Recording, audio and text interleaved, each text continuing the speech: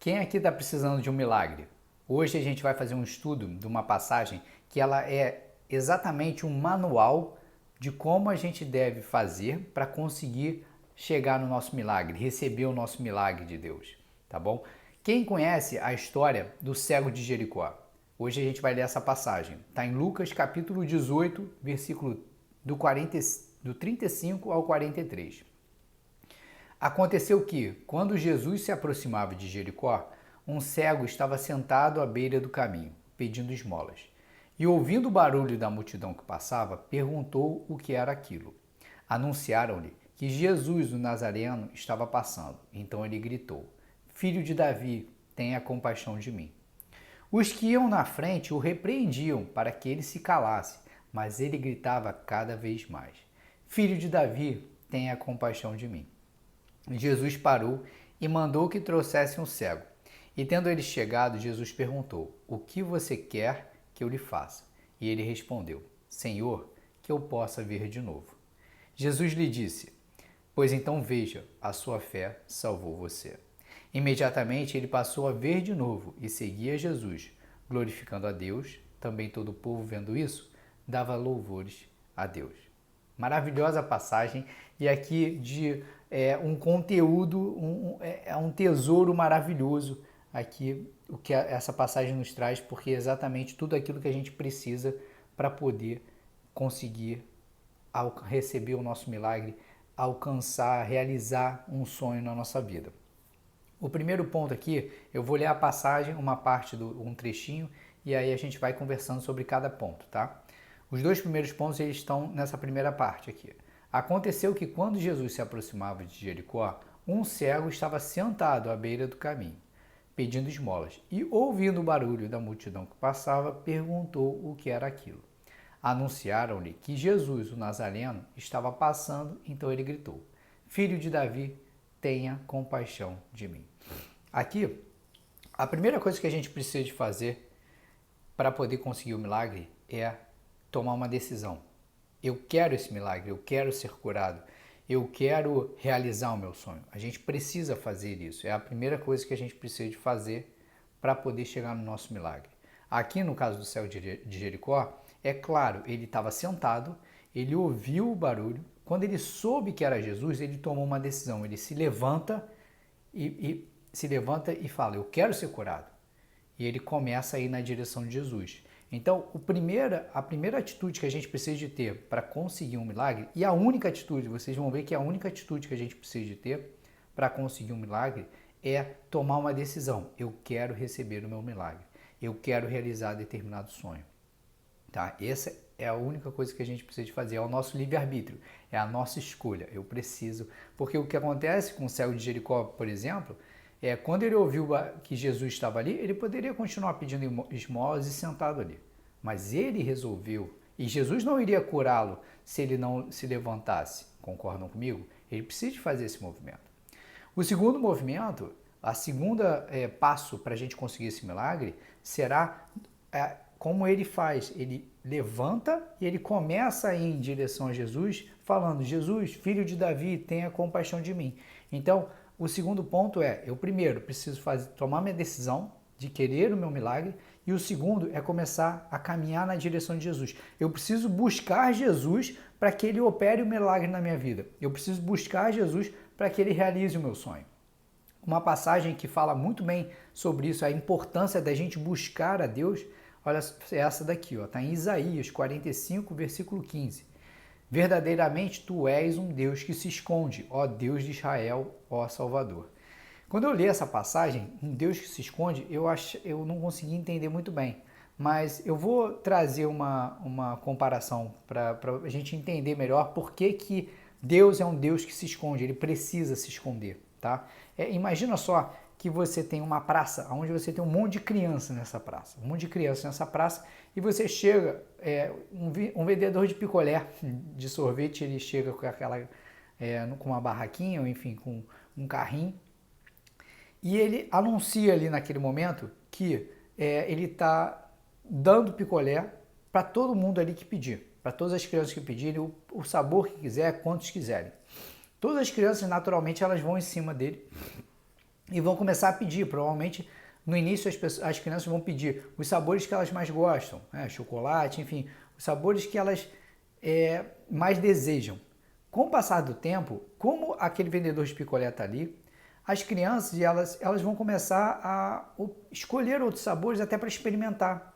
Às vezes elas vão escolher um sabor que elas nem gostam tanto, mas vai falar assim, de repente vai que eu gosto. Vai daqui a pouco escolher ali um picolé de beterraba, alguma coisa assim. Por quê? Porque está ali muito fácil. Porque o vendedor de picolé está ali no meio e falou que ele vai dar picolé a todo momento.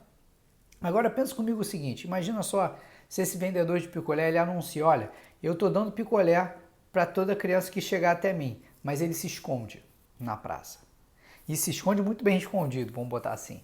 As crianças, elas vão ter um grande trabalho, elas vão ficar desesperadas para tentar achar esse vendedor de picolé. Aí agora pensa comigo o seguinte, a criança que achar o vendedor de picolé, você acha que quando ela achar, com toda a dificuldade que ela teve, você acha que ela vai pedir ali para o vendedor de picolé um de beterraba? Não. Ela com certeza ela vai pedir aquele que ela mais deseja. Entende? Então, por isso que Deus se esconde. Ele precisa se esconder para que a gente faça um movimento até Ele, para Ele ver o quanto a gente está disposto a se sacrificar e a correr atrás dele em busca do nosso milagre, para realizar o nosso milagre. Se ele tivesse ali tão aparente, a gente ia chegar ali e ia pedir qualquer coisa para ele. E talvez aquilo ali não era nem algo que a gente tivesse tanto desejo.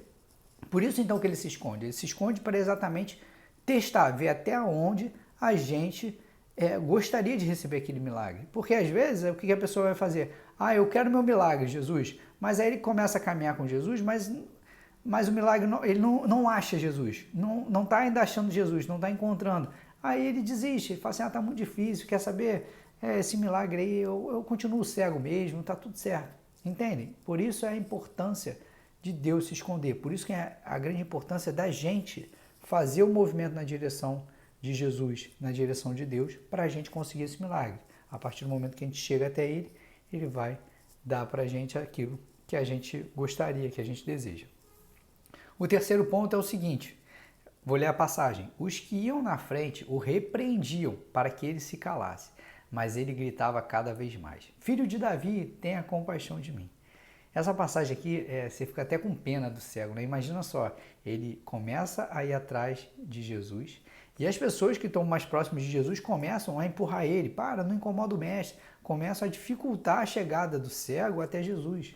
Olha como, dá muita pena do cego ali, mas o mais incrível de tudo é o quê? É que ele continua firme naquele caminho. O que está mostrando aqui pra gente? Primeiro, a gente toma uma decisão, eu quero meu milagre. Depois, a gente começa a caminhar na direção de Jesus, buscando Jesus para a gente conseguir esse milagre. Quando a gente começa a caminhar, sabe o que vai acontecer? Dificuldades. As dificuldades elas vão acontecer nessa nossa caminhada na direção de Jesus exatamente para testar novamente a nossa fé. Exatamente para a gente mostrar para Deus o quanto a gente está disposto a conseguir aquele milagre, quanto realmente a gente deseja realizar aquele sonho. Então, isso é muito importante, porque as pessoas elas começam a caminhar com Jesus e elas acreditam que vai ser um mar de rosas. E não, inicialmente você vai ter várias dificuldades, e essas dificuldades são para testar a sua fé, para testar o quanto você está disposto a caminhar na direção de Jesus, quanto você está disposto a conseguir esse milagre. Entendem? Uma passagem que fala muito bem sobre isso está em Tiago, 1º capítulo, versículo 12. Bem-aventurado é aquele que suporta com perseverança a provação, porque depois de ter sido provado, receberá a coroa da vida, a qual o Senhor prometeu aos que o amam. Então, felizes aqueles que aguentam com determinação, com perseverança, com todas naquelas dificuldades. Porque depois de você passar por tudo isso, você vai receber a coroa da vida, você vai conseguir o seu milagre, você vai conseguir tudo aquilo que você gostaria. E ele fala, o qual o Senhor prometeu aos que amam, ou seja, é uma promessa do Senhor. Se você passar pelas dificuldades, se você continuar seguindo no caminho dele, se você honrá-lo, ele no final, ele vai te honrar com o seu milagre. O quarto ponto e o último ponto, eu vou ler a passagem. Jesus parou e mandou que trouxessem o cego. E tendo ele chegado, Jesus perguntou: o que você quer que eu lhe faça? Ele respondeu: Senhor, que eu possa ver de novo. Jesus lhe disse: pois então veja, a sua fé salvou você. Imediatamente ele passou a ver de novo e seguia Jesus, glorificando a Deus. Também todo o povo, vendo isso, dava louvores a Deus.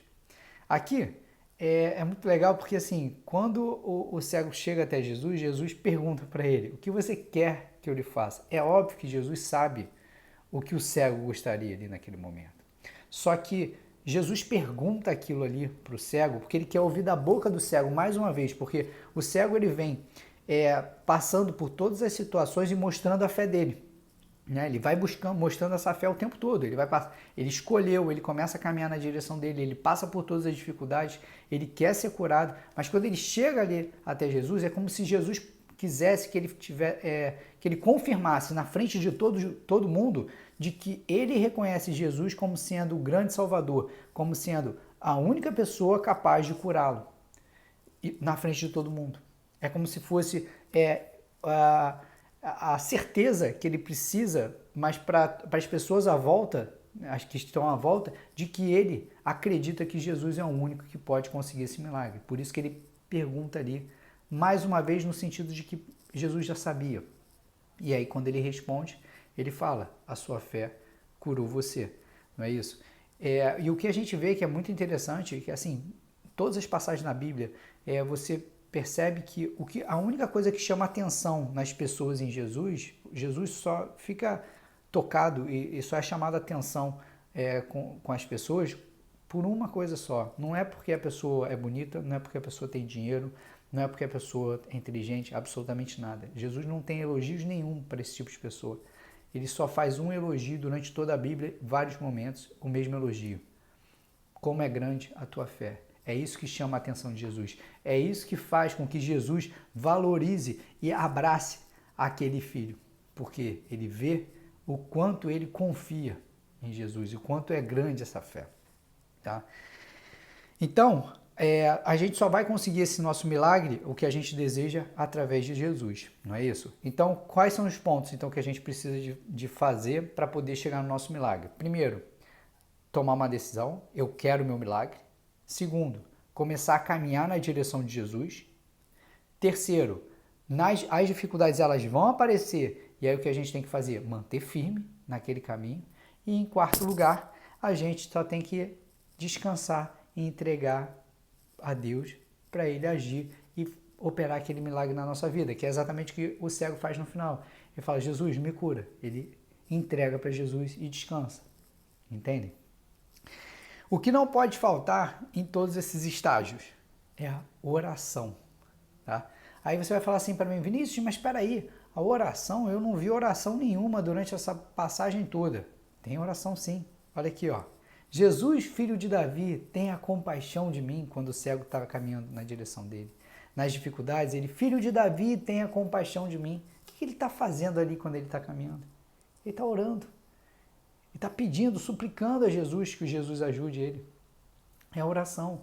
E aí você percebe que em todo momento ele está orando. A partir do momento que ele decidiu, que ele vai seguir esse caminho, ele começa a orar. Nas dificuldades, ele continua orando. Ele está o tempo todo orando. E isso não pode faltar em momento nenhum na nossa vida. Os gritos do cego são como uma oração. E aí vamos lá. Já que a oração ela é tudo, né? A gente está vendo que ela a partir do momento que eu decido, eu preciso estar nesse estado de oração o tempo todo, né? Para conseguir esse meu milagre. Como que eu posso manter essa rotina de oração? Né? Aí vamos lá. Acontece a mesma coisa que a gente viu nos passos agora. Quando eu chego e falo assim: olha, a partir de agora eu quero ter uma rotina de oração. A partir de agora eu vou orar 3 vezes por dia, por exemplo. É uma decisão. Eu estou decidindo que agora eu quero ter uma rotina de oração. Quando eu faço isso, o que vai acontecer? Quando eu decido isso, vai começar a acontecer o quê? As dificuldades. Né? Comecei a seguir no caminho de Jesus, né? Decidi, comecei a buscar Jesus. O que vai acontecer? Vai vir as dificuldades. Não é isso? Para depois vir o meu milagre. E percebe isso. Né? Assim, sempre quando a gente fala: agora eu vou começar a orar, hoje eu vou começar a orar 8 horas da manhã. Quando você vai sentar para orar no teu cantinho, não sei o quê. Aí o endemoniado lá começa a te gritar, o telefone toca, né? Tudo acontece para você não orar. Você vai ter milhares de dificuldades nesse processo. Quando você quiser colocar uma rotina de oração, você quiser começar a viver e a caminhar orando, vão acontecer todas essas dificuldades. E aí, novamente, essas dificuldades são para quê? Deus vai falar assim para você, tá dizendo assim, você quer seguir um caminho de oração? Você quer seguir me buscando? Beleza, então eu vou ver o quanto você está determinado a isso. Então vai vir as dificuldades, né? E aí ele também vai ver o quanto você realmente está disposto, porque assim, você vai ter que definir suas prioridades. Porque às vezes a gente vai chegar e vai falar assim, vou orar agora, só que está na hora do meu programa favorito. E vai começar a minha série, depois eu oro. Isso tudo é muito importante porque a gente precisa de definir quais são as nossas prioridades. E a oração, ela tem que ser a prioridade. Entende? Então, para a gente ter uma rotina de oração, primeiro a gente tem que determinar aqueles momentos de oração e aquilo é a prioridade. E entender que as dificuldades que vão vir para poder dificultar a gente a orar naquele momento, elas são importantes para poder mostrar para Deus que a gente quer seguir naquele caminho. A gente está buscando seguir naquele caminho. A gente quer o nosso milagre, né? A gente não vai abrir mão disso, tá?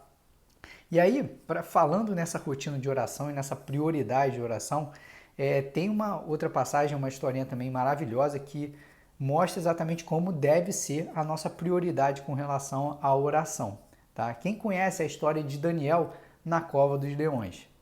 Vamos lá, eu vou fazer o seguinte, eu vou explicar um pouquinho essa história, dessa historinha de Daniel na cova dos leões, e no final, em alguns momentos eu vou ler algumas passagens que são maravilhosas na Bíblia, que são muito importantes para a gente ler. Tá? Mas o que acontece? A história é o seguinte, a gente tem o rei Dário. O rei Dário, por o reino dele ser muito extenso, ele precisa de ter pessoas, administradores, para ajudar ele a prestar contas ao reino, a cuidar desse reino, tá? Administrar mesmo esse reino. Tá? Então ele elege vários presidentes, administradores, para poder cuidar do reino dele. Tá? O que acontece é que, dentre todos esses administradores, um desses administradores é Daniel. E Daniel é o mais correto e o mais fiel ao rei Dário. Tá? Ele é tão correto e tão fiel que o próprio rei Dário já estava pensando em mandar embora todos os administradores e deixar Daniel como sendo o único administrador do reino inteiro. Tamanha confiança de Dário com relação a Daniel. E aí, logicamente, né, igual a gente, né, porque a Bíblia mostra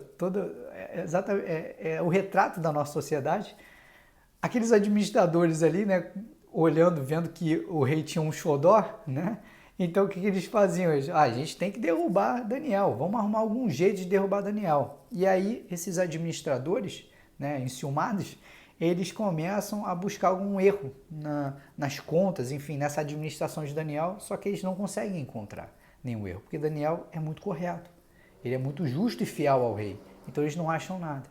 E aí então um deles tem uma ideia de que, como eles sabem que Daniel tem uma ligação muito grande com Deus, né, eles viam que Daniel fazia sempre as orações, tinha uma ligação muito forte, então ele pensa assim, olha, a gente podia de repente armar alguma coisa em cima dessa ligação que Daniel tem com Deus dele. Então eles fazem o seguinte, eles pedem para que Dário assine um decreto, o rei Dário assine um decreto, que durante 30 dias ninguém poderia fazer qualquer pedido a Deus, a nenhum Deus, apenas ao rei. Caso contrário, seria jogado à cova dos leões. Porque naquela época, os reis eram considerados praticamente que deuses. Então eles botam eles colocam isso para o rei Dário, né? Porque o rei Dário ali se colocando como um deus, né? Eles falam assim, olha, vamos fazer o seguinte, assina um decreto aí, durante 30 dias ninguém pode rezar para nenhum deus, só para você, rei Dário. E aí rei Dário assina isso, né? Porque estava ali orgulhoso e vaidoso daquilo, e ele assina sem pensar que ele poderia estar, vamos botar assim, incriminando, vamos botar assim, né? Colocando Daniel numa situação complicada. Aí essa parte é uma leitura aqui da Bíblia que é muito importante. Quando Daniel soube que o documento havia sido assinado, voltou para casa. 3 vezes por dia ele se punha de joelhos, orava e dava graças diante do seu Deus, como era o seu costume. Olha que maravilhoso.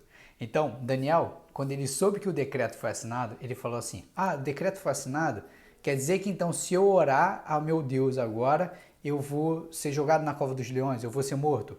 Ah, então beleza, então, peraí que deu a minha hora aqui, de eu fazer as minhas orações, eu vou lá orar. É maravilhoso isso, porque mostra exatamente a questão da prioridade que a gente estava conversando. Daniel, naquele momento, ele preferiu continuar orando e morrer do que continuar vivo e deixar de orar, passar uma vida sem orar. Olha que maravilhoso isso e quanto é importante e como deve ser a nossa prioridade. Você está disposto a morrer para poder estar orando? Essa é a prioridade e é assim que você vai conseguir o seu milagre. Você não pode abrir mão da sua oração, assim como Daniel. Ele falou, eu vou morrer se eu orar? Beleza, mas eu vou continuar orando. Eu vou sempre orar ao meu Deus. Eu não vou deixar de orar. Olha que maravilha isso. Ele preferiu. Eu prefiro morrer e continuar orando do que eu viver sem orar. Olha que maravilhoso.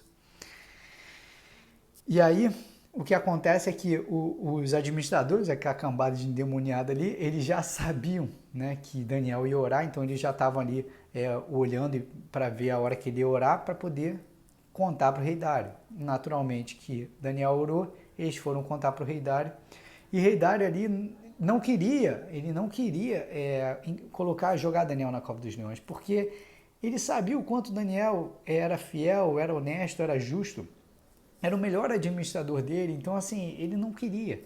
Mas aí os administradores ficaram perturbando ele, tentando convencê-lo até o momento que o rei Dário, até por uma questão de organização, né? Assim, como ele fez um decreto, ele tem que cumprir, então assim, ele acaba tendo que ser coerente. Então aí ele acaba jogando numa noite Daniel na cova dos leões.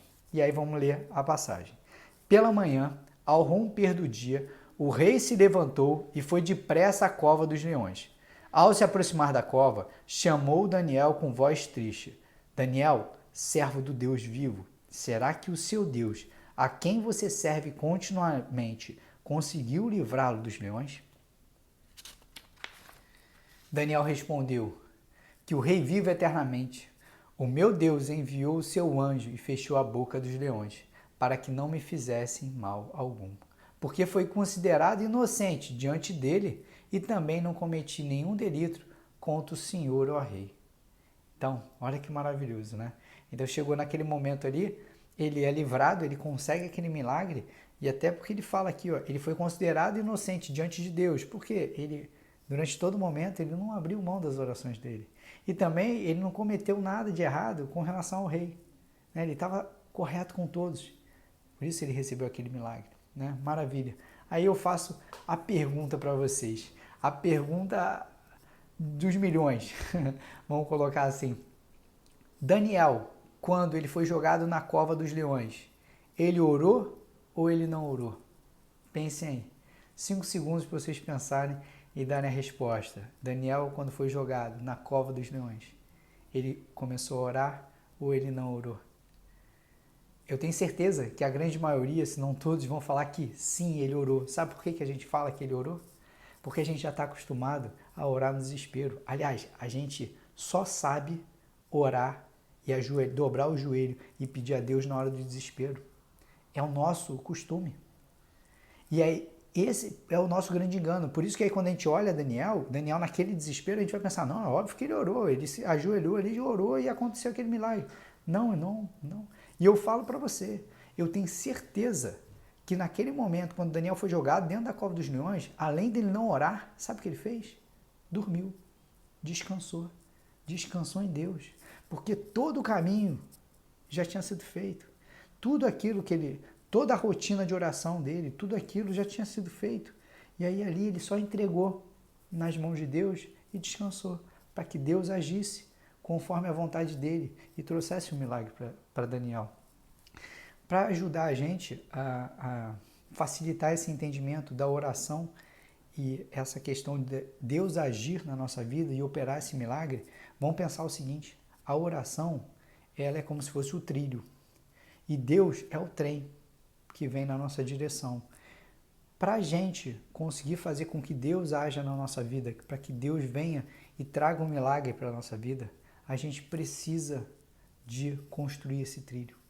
Aí eu pergunto para você, como que a gente vai construir o trilho em 30 minutos, em um dia de desespero? A gente não constrói. Por isso que quando a gente no desespero ora e não é atendido, a gente reclama com Deus.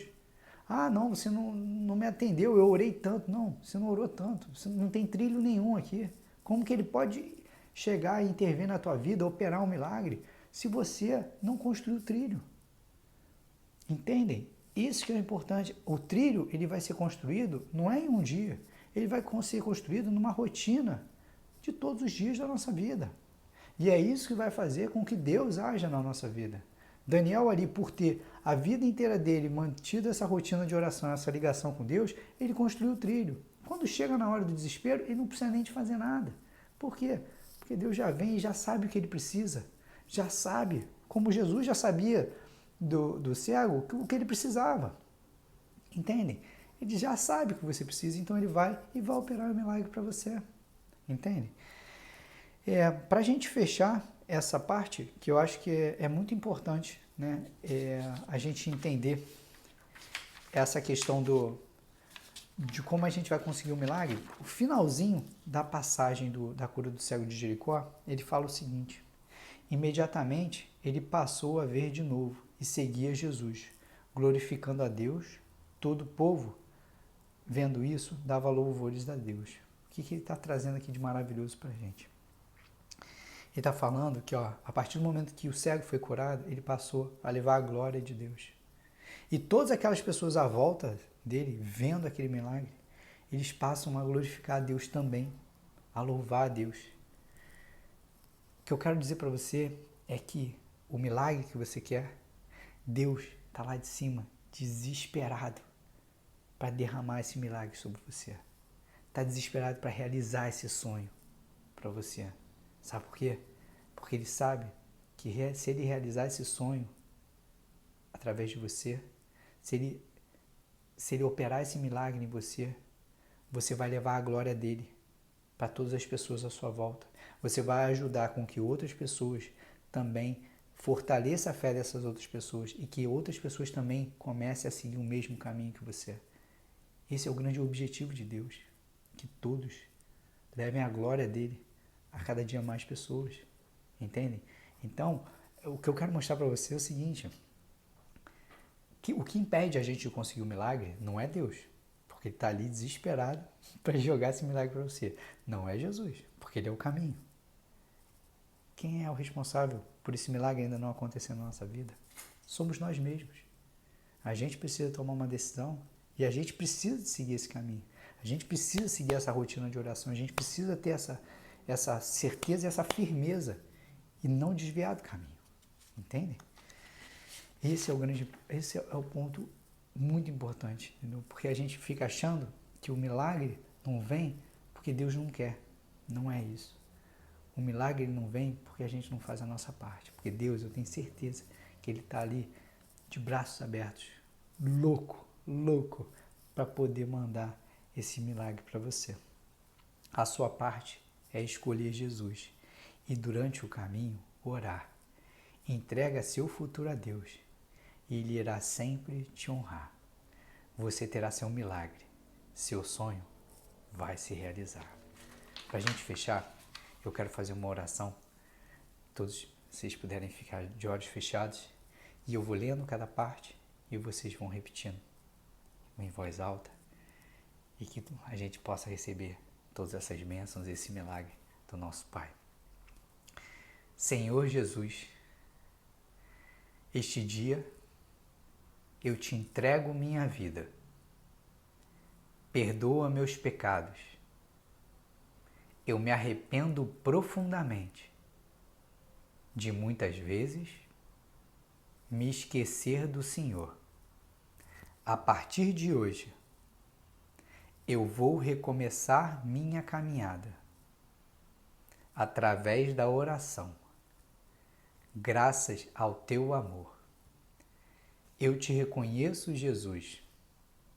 Tu és meu caminho, minha luz e minha salvação. A partir de hoje, não sou mais eu quem vive, mas o Senhor, Jesus de Nazaré, que vive em mim. Agora vamos a uma outra. Deus Pai, eu que já andei contigo, mas me esfriei. Hoje volto arrependido de viver uma vida acreditando que conseguiria sem o Senhor. Recebe-me de volta na sua casa. Eu prometo que a partir de hoje eu serei o melhor filho teu, porque o Senhor, meu Deus, é muito mais do que eu mereço. O maior e melhor Pai que eu poderia ter. Não sou digno da cruz, mas através da graça de Jesus, eu estou salvo. Eu vou recomeçar. Escreve meu nome no livro da vida. Eu recebo meu milagre em nome de Jesus.